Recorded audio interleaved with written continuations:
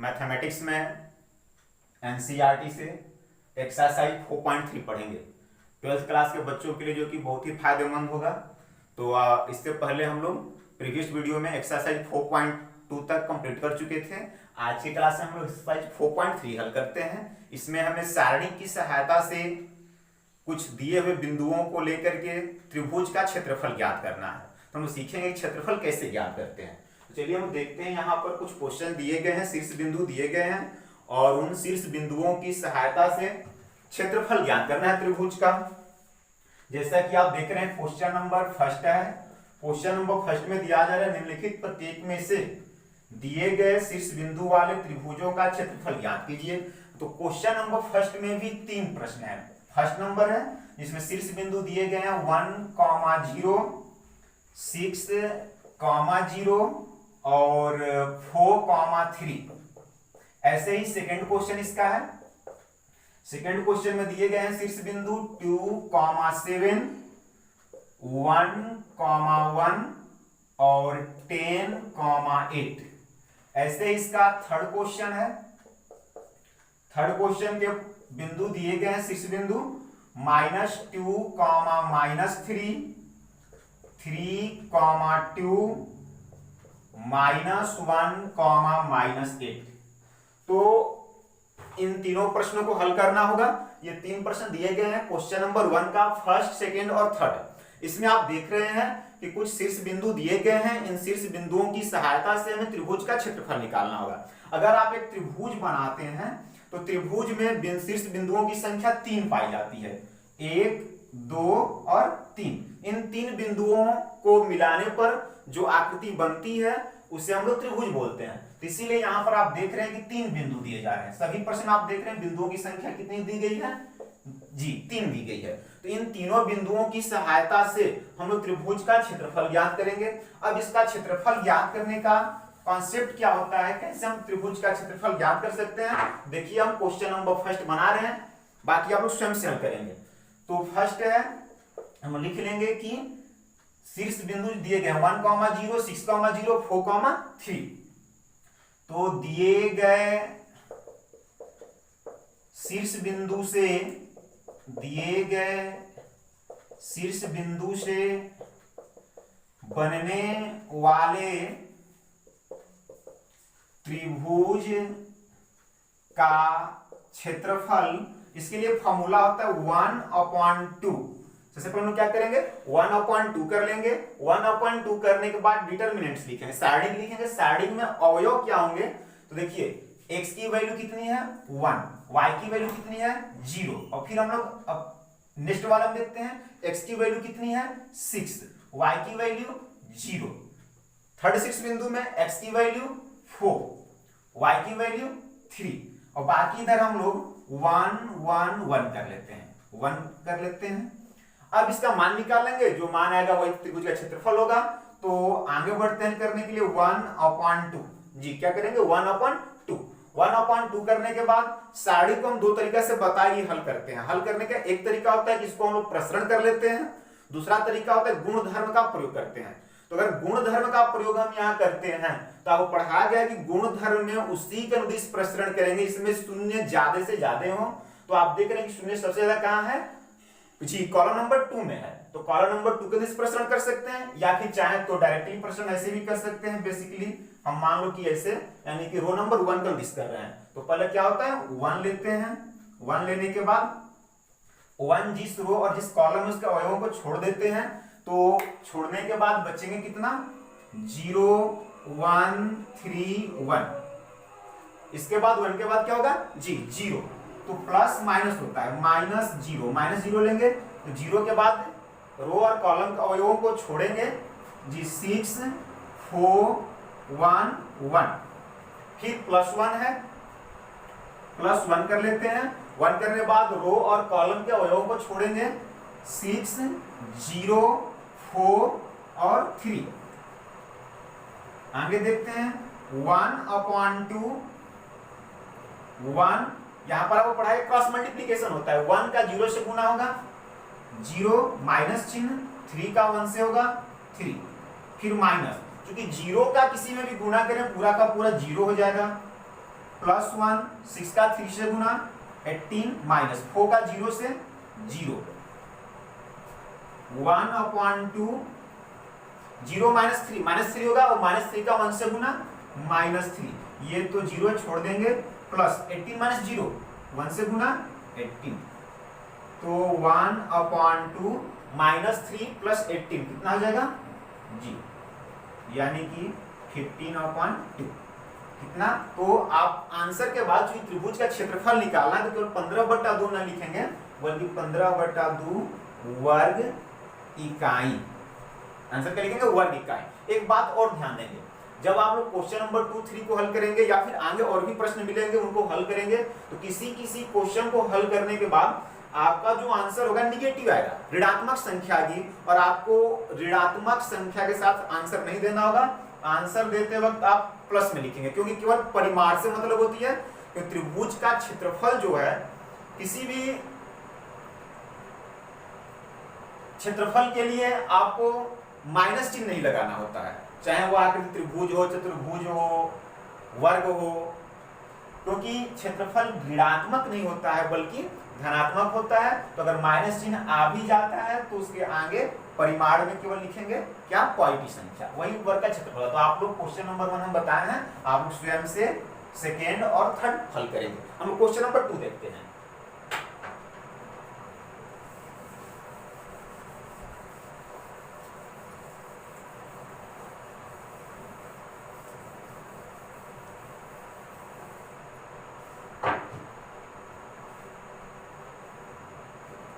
जी question number 2 दिया गया है, दिखाइए कि बिंदु, देखिए 3 बिंदु दिए गए हैं। बिंदु ए है a, b + c, बिंदु b है b, c + a, और बिंदु c है c, a + b।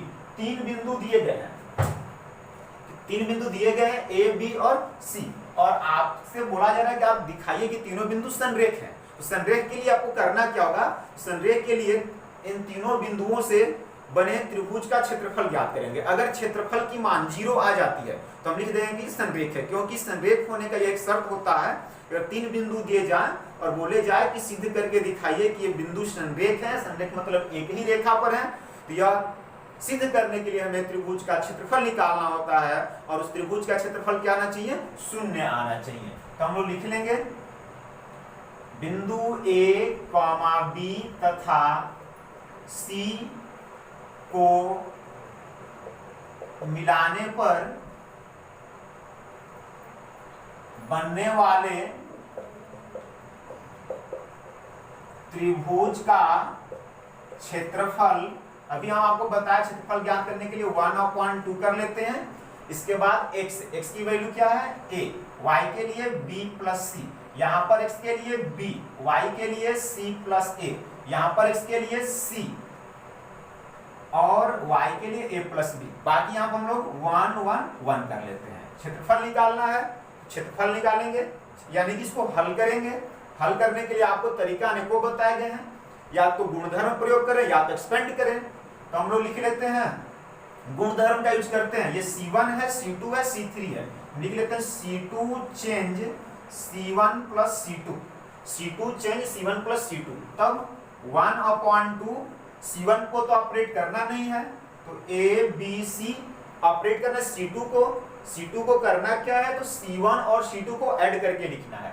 तो A, B, C ऐड करेंगे, A + B + C, इसको ऐड करेंगे A + B + C, यहाँ पर अवयवों को ऐड करेंगे A + B + C और 1, 1, 1। आप देख रहे हैं कॉलम नंबर 2 में कुछ कॉमन दिख रहा है, तो C2 से A + B + C कॉमन लेने पर, जब कॉमन लेंगे तो 1/2 A + B + C कॉमन हो गया। अब यहाँ पर A, B, C, A + B + C common लिए हैं तो 1, 1, 1, और यहाँ पर पहले से 1, 1, 1 है। तब आगे बढ़ते हैं, equal 1/2 A + B + C, A + B + C।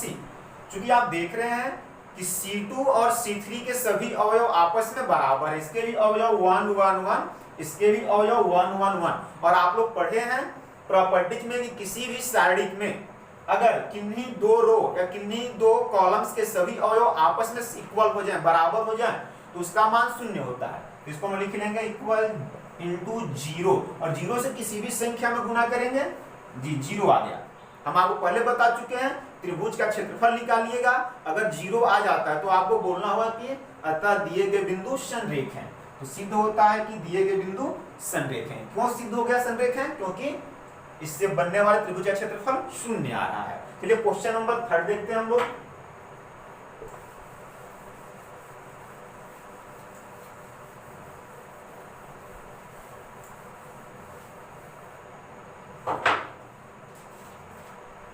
Ji question number 3 में भी 2 प्रश्न दिए गए हैं। करना क्या है, तो प्रत्येक में k का मान निकालना है। देखिए यहाँ पर कुछ बिंदु दिए गए हैं। इसका फर्स्ट क्वेश्चन हम लिख रहे हैं। फर्स्ट क्वेश्चन में बिंदु दिए गए हैं k, 0, 4, 0 और 0, 2।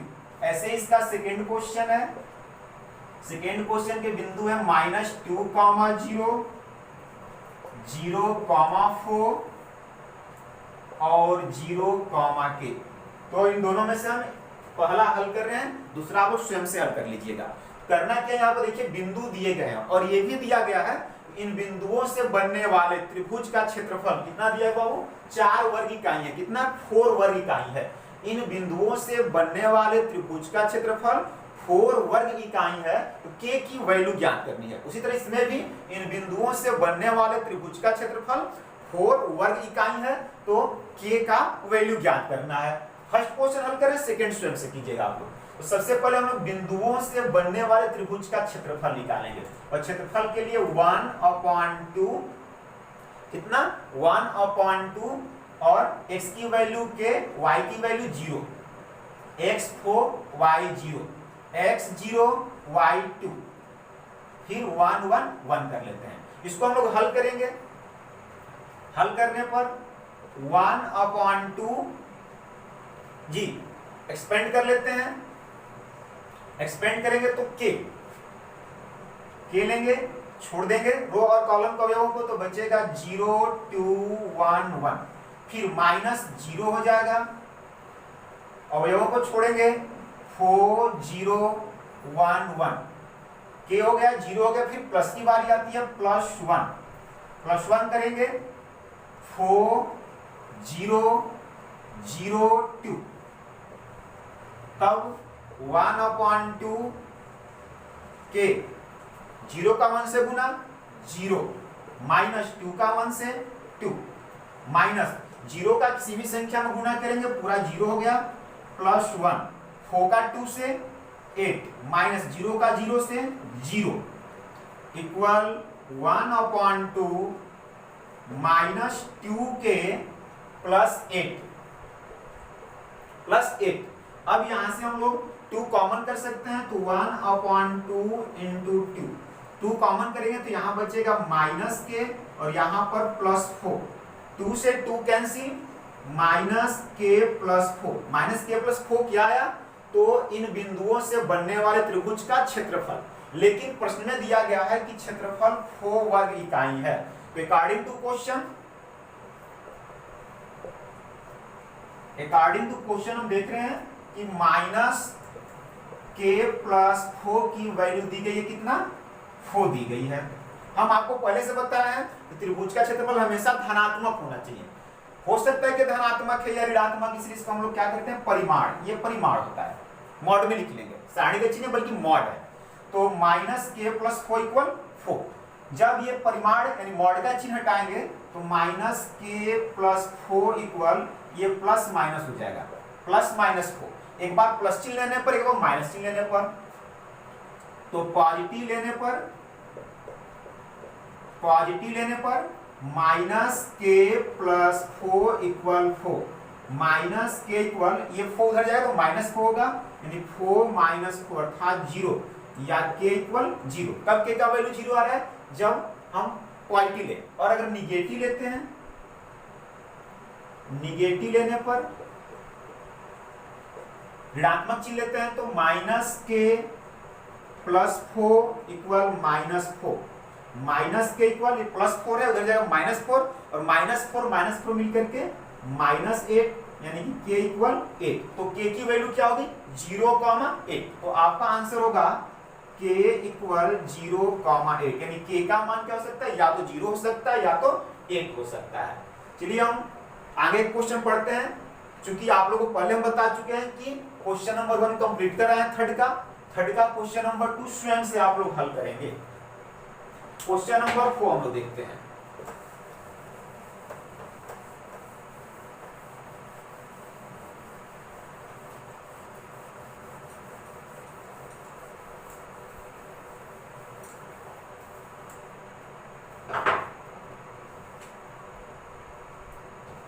क्वेश्चन नंबर 4 में भी 2 प्रश्न हैं, यहां पर भी एक हम लोग पढ़ेंगे, सेकंड आप स्वयं से बनाओगे। दिया जाए सारणी का प्रयोग करके 1, 2, 3, 6 को मिलाने वाली रेखा का समीकरण ज्ञात करें। 2 बिंदु दिए गए हैं 1, 2 और 3, 6।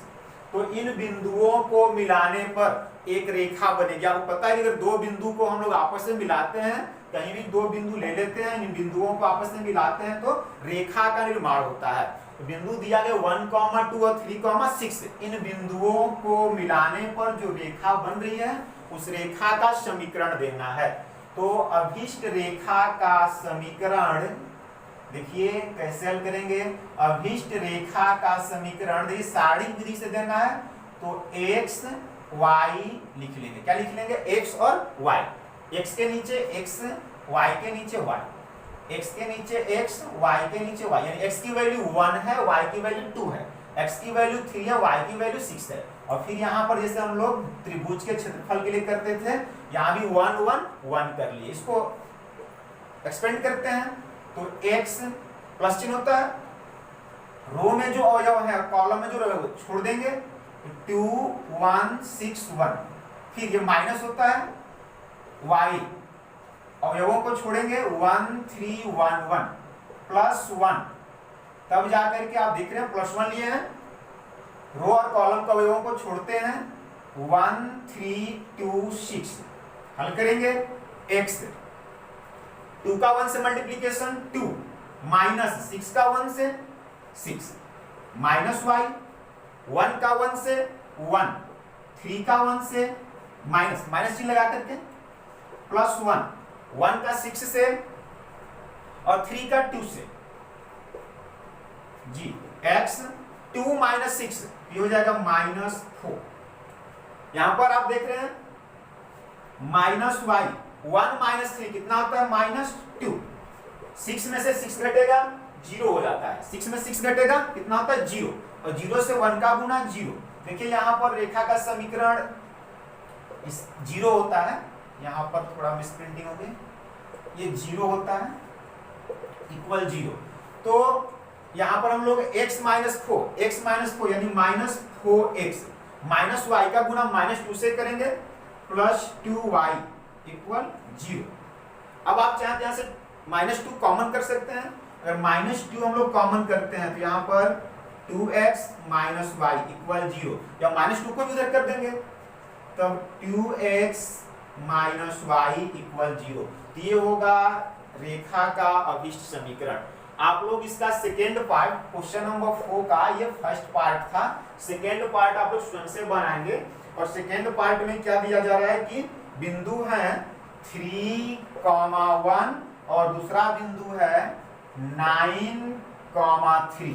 तो इन दोनों बिंदुओं की सहायता से जो रेखा बनेगी उस रेखा का आप लोग समीकरण देंगे।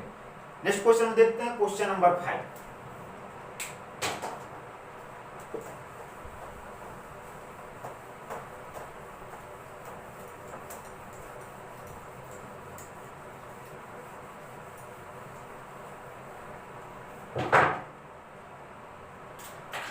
क्वेश्चन नंबर 5 है कि यदि शीर्ष, देखिए शीर्ष दिए गए हैं, शीर्ष A का निर्देशांक है 2, -6, B का निर्देशांक है 5, 4 और C का निर्देशांक है K, 4। ये त्रिभुज का दिया गया है कि त्रिभुज के 3 शीर्ष हैं और क्षेत्रफल दिया जा रहा है, इसका क्षेत्रफल कितना है 35 वर्ग इकाई है, 35 वर्ग इकाई है। तो के का मान ज्ञात करें। अभी अभी जस्ट हम लोग क्वेश्चन नंबर 3, इससे पहले क्वेश्चन नंबर 3 में ऐसा ही कुछ पढ़े थे कि 3 बिंदु दिए जा रहे थे और इन बिंदुओं से बनने वाले त्रिभुज का क्षेत्र 4 था, 4 वर्ग इकाई था, तब के का मान ज्ञात करना था। यहाँ पर क्या है, ए बी सी 3 बिंदु दे दिए गए हैं और त्रिभुज का क्षेत्रफल 35 वर्ग इकाई है, 35 वर्ग इकाई है, तब के की वैल्यू ज्ञात करनी है। तो आपको हम बताए थे कैसे हल करेंगे। तो त्रिभुज का क्षेत्रफल इक्वल 1/2, फिर x के लिए 2, y के लिए -6, x के लिए 5, y के लिए 4, x के लिए k, y के लिए 4, फिर 1 1 1। हल करते हैं। 1/2 एक्सपेंड करना होगा, 2 इस रो और कॉलम के अवयवों को छोड़ देंगे, 4 4 1 1। माइनस चिन्ह होता है, पहले से माइनस है तो माइनस माइनस प्लस 6। अवयवों को छोड़ेंगे, 5 k 1 1 प्लस 1, इन अवयवों को छोड़ेंगे, 5 k 4 4। 1/2 2 क्रॉस मल्टीप्लीकेशन होता है, 4 का 1 से 4, माइनस चिन्ह, प्लस 6, 5 का 1 से 5, माइनस के, प्लस 1 20, माइनस 4k। 1/2 4 माइनस 4 0, 0 का 2 से गुना 0, प्लस 6 का 5 से, माइनस 6k, 1 का 20 से, माइनस 4k। तब कितना हो जाएगा, इक्वल 1/2, देखिए 30 और 20 कितना हो जाएगा 50, minus 6k, minus 4k, minus 10k। कुछ कॉमन दिख रहा है, 10 कॉमन दिख रहा है, या फिर 1/2 से हम गुणा नहीं कर देंगे तो गुणा करेंगे तो ये हो जाएगा 25 और ये हो जाएगा -5k। तो 25 - 5k क्या है, क्षेत्रफल है इसका, इन बिंदुओं से बनने वाले त्रिभुज का। लेकिन प्रश्न में दिया जा रहा है कि क्षेत्रफल है कितना, तो 35 वर्ग इकाई है। यहाँ पर दिया गया 35 वर्ग इकाई है, 35 वर्ग इकाई, तो इसको हम लोग लिख लेंगे कि प्रश्न में दिया गया है, क्या दिया गया है, तो 25, प्रश्न से 25 - 5 के बराबर 35। क्षेत्रफल चूंकि क्या होता है, ऋणात्मक नहीं हो सकता है, केवल परिमाण लिखा जाएगा, इसको हम मॉड नहीं कर लेंगे। जब ये मॉड का चिन्ह हम यहाँ से हटाएंगे तो 25 - 5 के बराबर ±35। एक बार प्लस चिन्ह लेंगे, एक बार माइनस चिन्ह लेंगे। प्लस VE लेने पर 25 - 5 के बराबर 35, -5 के 35, प्लस 25 से उधर जाएगा -25, -5 के बराबर 10, के बराबर -2। जब अगर हम लोग निगेटिव माइनस चिन्ह लेते हैं, -VE लेने पर जब ऋणात्मक चिन्ह लेंगे तब 25 - 5k इक्वल -35, या -5k इक्वल -35, और ये प्लस से उधर जाएगा -25, -5k, -35 और -25 मिलकर के -60, तब k इक्वल 12। तो k का मान -2 और k का मान 12, तो k का मान हो गया k इक्वल -2, 12। तो k का मान या तो -2 हो सकता है या तो 12 हो सकता है। और यहाँ पर आपको देखिए 4 ऑप्शन दिए गए हैं। ऑप्शन नंबर ए दिया गया था कि 12, ऑप्शन नंबर बी दिया गया था -2, ऑप्शन नंबर सी है -12 -2 और ऑप्शन नंबर डी है 12 -2। तो आप देख सकते हैं कौन सा सही है। तो k का मान -2 और 12 आया है, -2 and 12, यानी कि option number D, option number D correct है। तो क्वेश्चन नंबर 5 का ऑप्शन नंबर डी होगा। तो आज के लिए इतना रहेगा, फिर नेक्स्ट क्लास में हम लोग एक्सरसाइज 4.4 पढ़ेंगे। तब तक आप लोग जो भी क्वेश्चन हम छोड़े हैं उसको आप लोग स्वयं से हल कर लेंगे। धन्यवाद।